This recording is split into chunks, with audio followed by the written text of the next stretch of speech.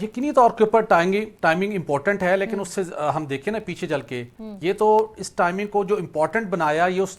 3 رکنی بینچ کے فیصلے نے بنایا، جس میں سابق چیف جسٹس عمر طیاب بندیال صاحب نے اپنی رخصت کے جن کا لاسٹ ورکنگ ڈے تھا اس وقت فیصلہ دیا، تو اس کے مطابق الٹیمیٹلی پھر دوبارہ چیزیں فوراً کھلی، جب چیزیں کھلی تو نوٹس سرو ہوئے، جب نوٹس سرو ہوئے تو اس کے بعد اب یہ سچویشن ہمارے سامنے آ گئی ہے۔ لیکن بنیادی طور کے پر معاملہ یہ ہے، جہاں جو ہم ڈسکشن کر رہے تھے اس کے اوپر تھوڑا مجھے کامنٹ کرنے کا موقع دیجیے گا۔ نگران حکومت کیوں اس معاملے کو لے کر چل رہی ہے؟ نگران حکومت اس لیے اس معاملے کو لے کر چل رہی ہے کہ جو الیکشن ایکٹ کے سب کلاز آف سیکشن 230 کے مطابق رننگ میٹرز ہوں گے، اس کو نگران حکومت نے لے کے چلنا ہے۔ پہلے قانون بنا تھا، اس کو سٹرائک ڈاؤن کیا گیا، اب اس کو ریویو ہونا ہے یا اپیل ہونے، تو نگران حکومت نے اس کو آگے لے کے چلنا ہے۔ دوسری بات یہ ہے سنا، آپ نے ملکی مفاد عامہ کی بات کی، بنیادی حقوق کی بات کی، آپ سن کر حیران ہوں گی کہ اس جو فیصلہ آیا 3 رکنی بینچ کا، اس کو جو چیلنج کیا تھا چیئرمین پی ٹی آئی نے، اس کے اندر انہوں نے بھی اس قانون کو چیلنج کیا تھا، اور سب سے پہلے نیب قانون میں جو ترمیم ہوئی تھی وہ پاکستان تحریک انصاف کی حکومت نے کی تھی۔ چیئرمین پی ٹی آئی نے کراچی میں کھڑے ہو کر کراچی کے تاجروں کو نوید سنائی تھی، خوشخبری دی تھی کہ آج آپ کے لیے خوشخبری ہے کہ وہ قانون جس کی وجہ سے اس ملک کا نظام رک چکا تھا، کاروباری سرگرمیاں رک چکی تھی، ملک آگے نہیں بڑھ سکتا تھا، اس کے اندر ہم نے امینڈمنٹ کر دی۔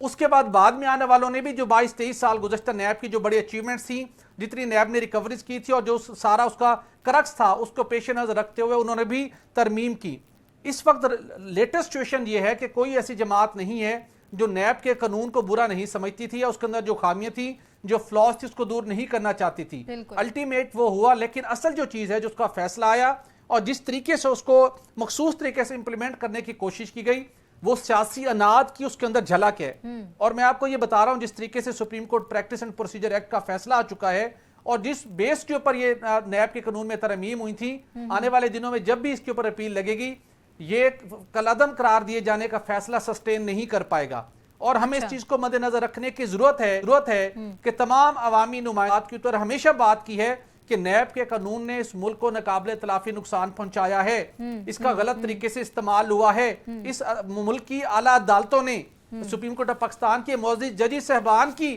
یہ سٹیٹمنٹس آن دی ریکارڈ ہیں کہ نیب کے قانون کو پولیٹیکل انجینئرنگ کے لیے استعمال کیا گیا۔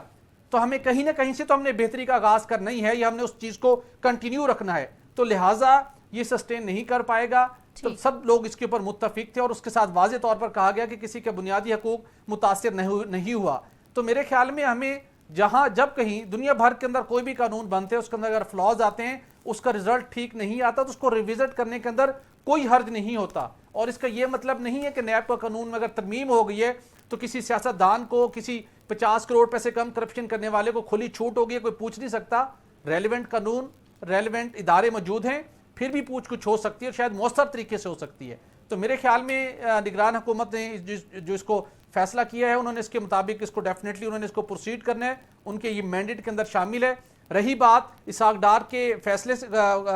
ان کے کیس سے متعلق، اس کا معاملہ یہ ہے وہ کیس بنا ہی غلط بنیادوں کے اوپر تھا۔ نیب کی بنیادی مسئلہ یہی ہے۔ بہت سے لوگوں کو ایک وقت یہ تھا، ہم لوگوں سے بات کرتے تھے کہ جس کو نیب نے 90 روز کے لیے گرفتار کر لیا وہ تو پکا لیڈر بن گیا۔ نیب کے ایکشن کے نتیجے میں لوگ لیڈر بنتے رہے، کیونکہ غلط کی بنیاد کے اوپر کیسز بنائے جاتے تھے، کیونکہ آمدن سے زائد جس بنیاد کے اوپر کیس بنایا گیا، وہ جب آپ ثابت نہیں کر سکیں گے تو یہی ہوگا۔ جب مریم نواز صاحبہ کی ہائی کورٹ میں اپیل لگی، 4 ہیئرنگز کے اوپر ہائی کورٹ کے معزز بینچ مسلسل پوچھتا رہا نیب کے افسران سے کہ ہمارے 14 سوالوں کا جواب دیجئے، ان کی ایویڈنس لے کے آئیے۔ نیب نے کہا جی کہ ثبوت نہیں ہے۔